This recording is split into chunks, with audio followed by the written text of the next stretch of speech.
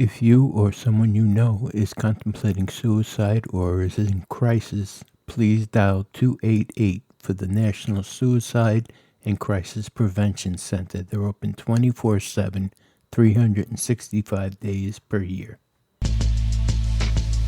Hey, it's time for an apple fritter. Here's your host, Jimmy Apple. Welcome to another episode of An Apple a Day's The Fritter. I'm your host, Jimmy Apple. How you feeling today, my friends? You feeling good? You feeling strong? You feeling better than you did yesterday? Excellent. You can't ask for better than that. We've got a good one for you today. What do you do when grief is actually making you feel sick? Literally making you feel sick. Now, you know, grief makes you feel blue, it makes you feel sad, but what happens when it's attacking your body? It's making you physically sick. That's what we're talking about today. So sit back, relax, and let's get started here. What to do when you are literally sick with grief. It's a harsh reality that losses happen to us all. Whether you're mourning the death of a loved one, or recoiling from the end of a relationship, or leaving a job, or experiencing any other life-altering loss, it's only natural to have some downright tough days ahead. While we'll all grieve in our own particular ways, there are similarities in the way people experience loss. And in addition to emotional upheaval, many of us will experience physical symptoms of our grief. Grief is a normal and natural process. It's how we as humans react to a loss in our life. Anything that feels like a loss can trigger our grief response, and that can cause a wave of emotional and behavioral symptoms, as well as effects on our physical well-being. The way grief affects us and how we cope with it will be different from person to person and situation to situation. You may grieve the loss of a beloved pet differently from the loss of financial stability after filing for bankruptcy. Or your response to losing a grandparent who passed away from a long illness may be different from how you mourn when a friend is in a fatal accident. There's no right or wrong way to grieve. But whatever the loss, it's normal for grief to come with some big feelings that tend to follow certain patterns. One of the most popular theories of how we experience grief comes from Elizabeth Kubler-Ross's 5 stages. Denial. Not quite wrapping your head around the loss, or trying to muster through life without fully confronting your grief. Anger. Feeling irritable, lashing out or blaming yourself or others for your loss. Bargaining. Often taking the form of, if only thinking, as in, if only I would have called, I would have been able to save them. Depression. Different from clinical depression, grief-pression is more directly tied to your loss and can include feelings of sadness, tearfulness and a loss of hope. Acceptance. Learning to live with your loss as a new normal. The stages of grief are better thought of as an interconnected web, rather than points on a straight line. Not everyone will experience all these stages for every loss, and the effects of grief aren't something that everybody goes through nice and neatly. It's not necessarily sequential or linear, meaning that one day you might find yourself tearing up as you listen to a song you enjoyed with a loved one who passed away, depression.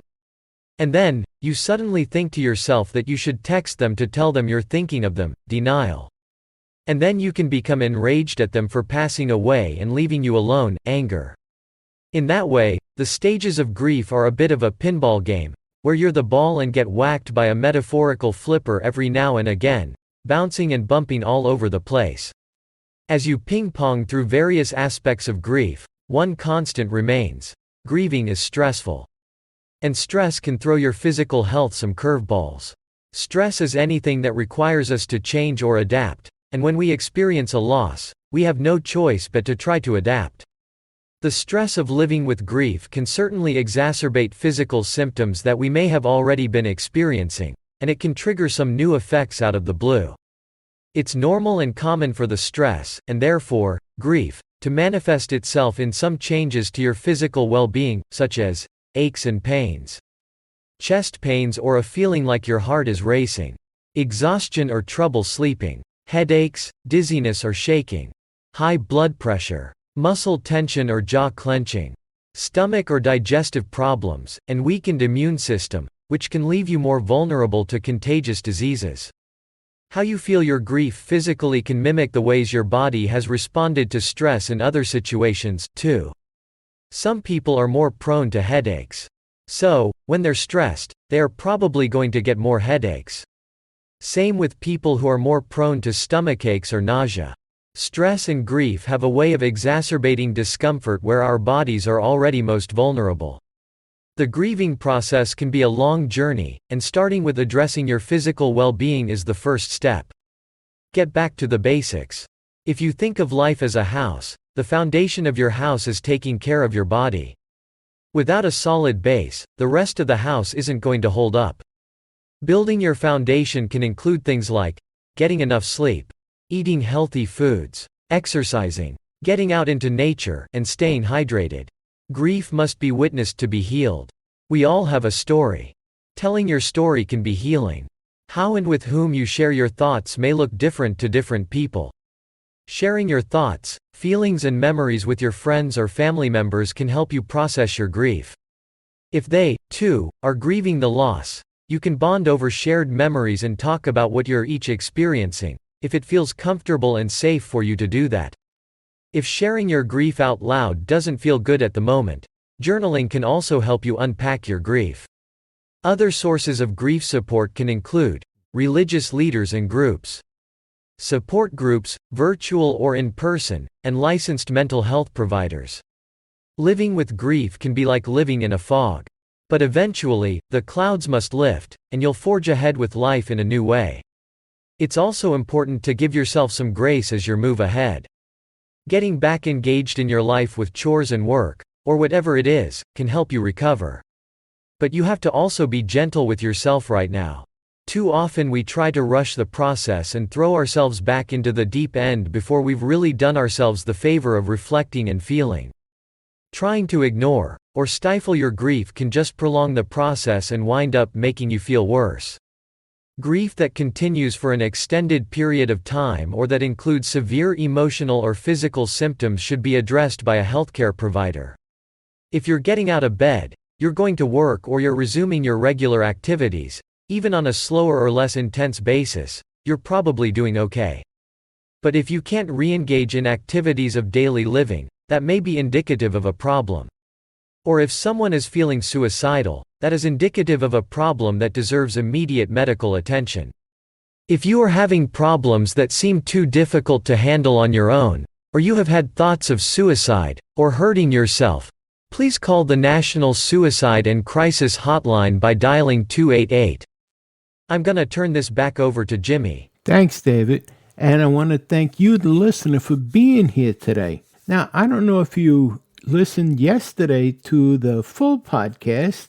It was an interview with Carol Slusky, and the title was This Mother's Disability is a Broken Heart. That was a powerful interview. You might want to go back and check it out if you didn't hear it. And I want to let you know we have a great interview coming up this weekend with Jim Gavin. He's the founder and CEO of Key of Awesome Music. He's a singer, songwriter, and an author, as well as a musician who plays all the instruments on his records. I'm dating myself, right? He's got new releases coming out.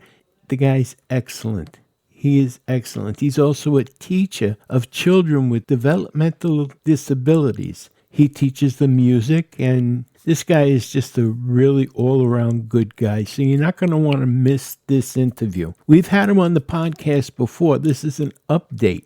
That's coming out this weekend. Now, I want to remind you of something. No one ever went blind by looking at things from the bright side. So give it a shot, my friends. And do me a favor. Be the reason somebody smiles. You're going to love the feeling that you get from doing this. Give them a wave, give them a handshake, give them a pat on the back, pay them a compliment. Make them smile. It's going to make you feel so good that you're going to want to do it over and over and over again. It's a great habit to get into. It's a great addiction to have. It's one of the good ones to have. So be the reason somebody smiles. We're going to be back again tomorrow with another apple fritter. That's another great addiction to have, listening to the apple fritter every day. My name is Jimmy Apple. You've been listening to An Apple a Day's The Fritter, and we'll talk to you again tomorrow. Have a great one today, my friends. Join Jimmy tomorrow for another apple fritter. In the meantime, stop over at our YouTube group page, Living with a Disability, join in the conversation and make some new friends. See you next time.